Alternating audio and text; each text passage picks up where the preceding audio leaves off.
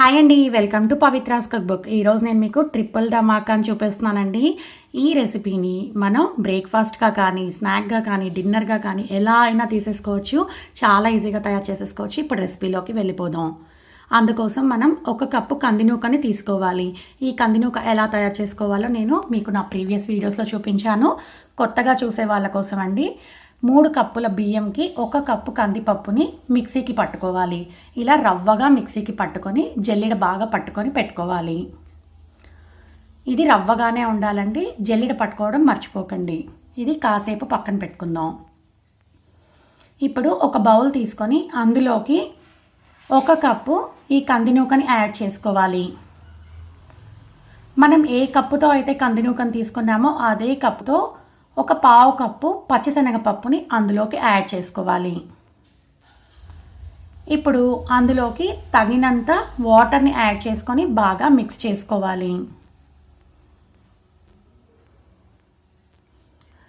చాలా ఎక్కువ వాటర్ని యాడ్ చేసుకోకండి, మనకి అది మునిగే లెవెల్కి యాడ్ చేసుకుంటే సరిపోతుంది. కాబట్టి బాగా మిక్స్ చేసుకొని తగినంత వాటర్ని యాడ్ చేసేసుకోవాలి. ఈ రెసిపీ హెల్దీ అని కూడా చెప్పచ్చండి, ఎందుకంటే మనం ఇందులో దాల్, రైస్ అన్నీ యూజ్ చేసుకున్నాం కనుక. ఇది మనం ఓవర్ నైట్ నానబెట్టేసుకోవాలి, లేకపోతే ఒక 6 to 8 hours నానబెట్టుకోవాలి. ఇలా బాగా నానిన తర్వాత చూస్తున్నారు కదండి, మన శనగపప్పు కూడా బాగా మెత్తగా సాఫ్ట్గా తయారైంది. ఇట్లా మనం గిచ్చితే అది కట్ అయిపోతుందండి. ఇప్పుడు అందులోకి మనం 1 కప్పు సన్నగా చాప్ చేసి పెట్టుకున్న ఉల్లిపాయ ముక్కలు, 1 కప్పు క్యారెట్ తురుము,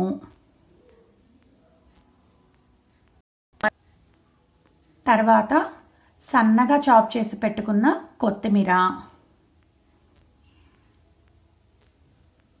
రుచికి సరిపడా కారం, గ్రీన్ చిల్లీ పేస్ట్ని యాడ్ చేసుకోవాలి. రుచికి సరిపడా ఉప్పు అన్నీ యాడ్ చేసుకొని మనం బాగా మిక్స్ చేసుకోవాలి. మీరు ఇంకా కావాలనుకుంటే ఇందులోకి క్యాబేజ్ తురుముని యాడ్ చేసుకోవచ్చు, కుకుంబర్ని కూడా యాడ్ చేసుకోవచ్చు. మీకు కావాల్సిన వెజిటేబుల్స్ని వేటినైనా యాడ్ చేసుకోవచ్చు అండి. ఇలా అన్నీ బాగా మిక్స్ చేసుకొని అవసరమైతే ఇంకొద్దిగా వాటర్ని కూడా యాడ్ చేసుకొని మనం రొట్టె పిండిలాగా తయారు చేసుకోవాలి. చూసారు కదండి, మధ్య మధ్యలో పప్పులు అన్నీ ఉండడం వల్ల చూడడానికి కూడా ఎంత కలర్ఫుల్గా ఉందో. అండ్ హెల్దీ చెప్పాను కదండి, మల్టీ దాలే కాదండి, వెజిటేబుల్స్ని కూడా యాడ్ చేసుకున్నాం ఇందులోకి. ఇలా మన రొట్టె పిండిలాగా తయారు చేసుకున్న తర్వాత ఒక తవా తీసుకొని ఆయిల్ని స్ప్రెడ్ చేసుకోవాలి. కొద్దిగా ఆయిల్ని యాడ్ చేసుకొని స్ప్రెడ్ చేసుకోండి. తర్వాత చపాతీ సైజ్ బాల్ డఫ్ని తీసుకొని ఆ తవా పైన ఈవెన్గా స్ప్రెడ్ చేసుకోవాలి. ఇవి కాస్త మందంగా ఉంటాయండి, ఎందుకంటే మనకు శనగపప్పుని యాడ్ చేసాం కదండి. అవి ఎంత థిక్నెస్ ఉంటే ఆ థిక్నెస్లో మనం ప్రెస్ చేసుకొని పెట్టుకోవాలి. ఇప్పుడు స్టవ్ టర్న్ ఆన్ చేసుకొని మనం ఈ రోటీని ఫ్రై చేసుకోవాలి. కొద్దిగా ఆయిల్ని యాడ్ చేసుకొని లిడ్ క్లోజ్ చేసుకొని లో ఫ్లేమ్లో కుక్ చేసుకోవాలి. లో ఫ్లేమ్లో కుక్ చేసుకుంటే మనకి వెజిటేబుల్స్, ఆ శనగపప్పు అన్నీ కూడా బాగా మెత్తగా కుక్ అవుతాయి.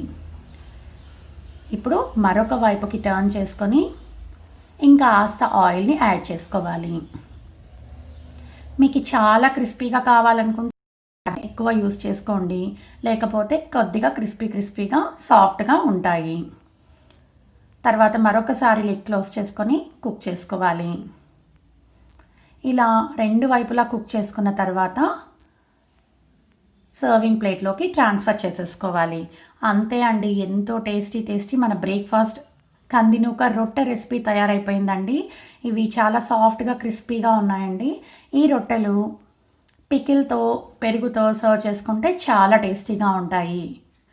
ఇంకెందుకు ఆలస్యం, తప్పకుండా ట్రై చేయండి. మీరు ఇదే రెసిపీని స్నాక్గా తీసుకోవాలి అనుకుంటే ఇలా చిన్నగా టిక్కీస్ లాగా ప్రెస్ చేసుకొని ఫ్రై చేసుకోండి. చూసారు కదండి ఎంత సాఫ్ట్గా క్రిస్పీగా ఉన్నాయో. వీటిని కూడా మనం పెరుగుతో సర్వ్ చేసేసుకోవచ్చు. ఇంకెందుకు ఆలస్యం, తప్పకుండా ట్రై చేయండి. Thanks for watching. Please subscribe to our channel Pavitra's cookbook.